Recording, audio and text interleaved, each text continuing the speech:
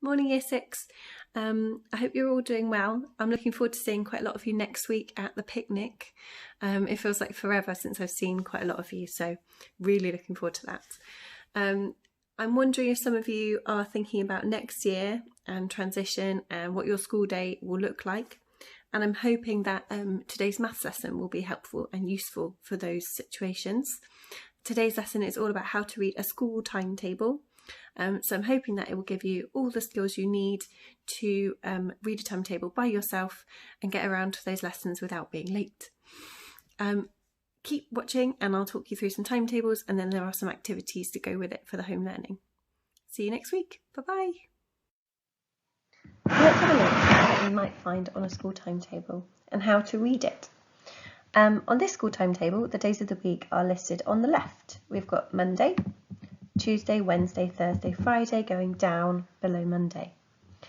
And across the top we have the times of the lessons: 9 until 10 o'clock, 10 until 10:45, 11 until 12 o'clock, 1 until 2 o'clock, 2 o'clock until 3 o'clock.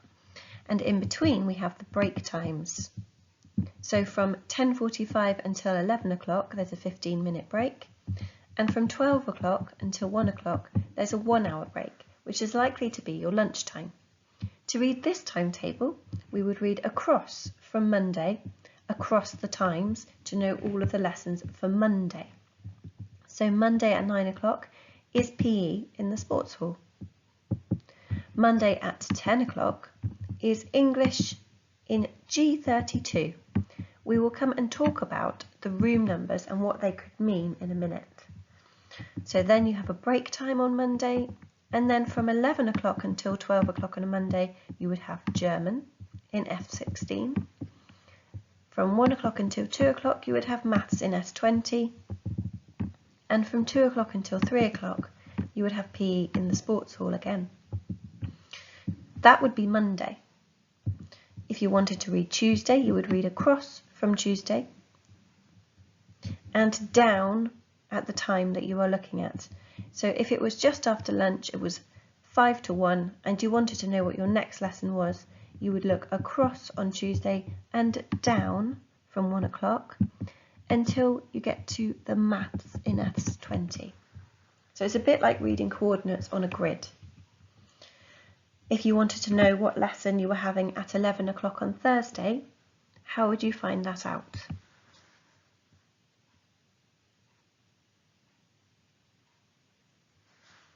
Yep, you would read across from Thursday to 11 o'clock here, and you would go down from 11 o'clock to Spanish in F29. Have another go.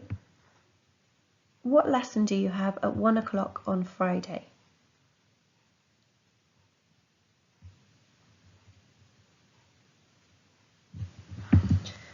You should be reading across from Friday until you reach 1 o'clock, and it would be computing in the IT suite.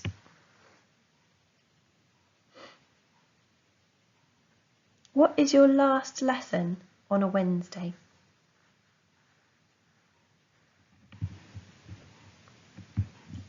You're looking at Wednesday and you're reading across until you get to the last lesson. Your last lesson on a Wednesday is geography. Let's have a look at what those room numbers and letters might mean. So on Monday, we know that the PE is in the sports hall. So when you join a new school, you'll normally be given a map of the school. Finding the sports hall would be really quite easy, probably, because it would say sports hall on it on the map. However, finding the room number, for example, for English in G32, you would need to know the code for G. It's likely that G would stand for ground floor, the bottom floor of the building. F, for example, in German F16, F would stand for first floor. If you were travelling to the first floor, you would want to go up 1 flight of stairs.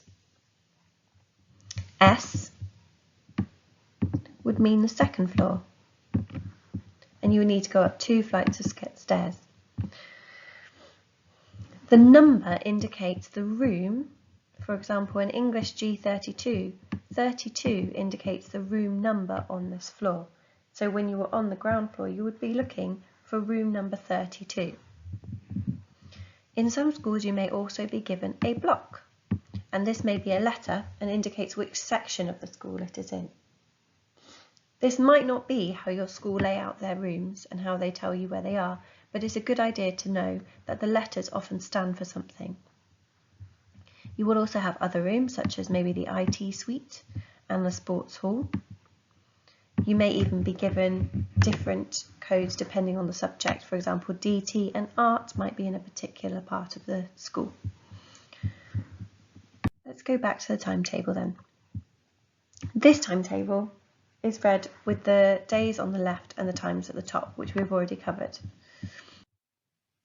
This timetable is slightly different because the days of the week are along the top and the times are down the side on the left. Now you may get a timetable like this. So on Monday, I'm now looking down for the day of the week and across for the time. So Monday at 9 o'clock, I have science in F33. And I can see this here.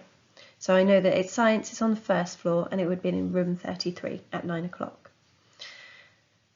For this timetable, if you wanted to know what your last lesson on a Thursday was, you would look for Thursday, and you would look at the end of the day from 2 o'clock until 3 o'clock, and like a grid coordinate, you would go to the lesson where these match up.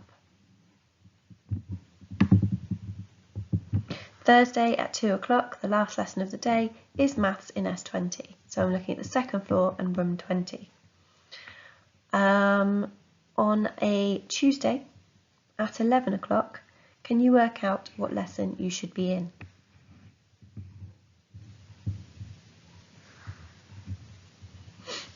Tuesday is here and 11 o'clock is here, so I'm looking for where they meet. They meet here at English in G32. Imagine I have just finished maths on Wednesday at 11 o'clock to 12 o'clock. What do I need to do next after maths on Wednesday at 11 o'clock?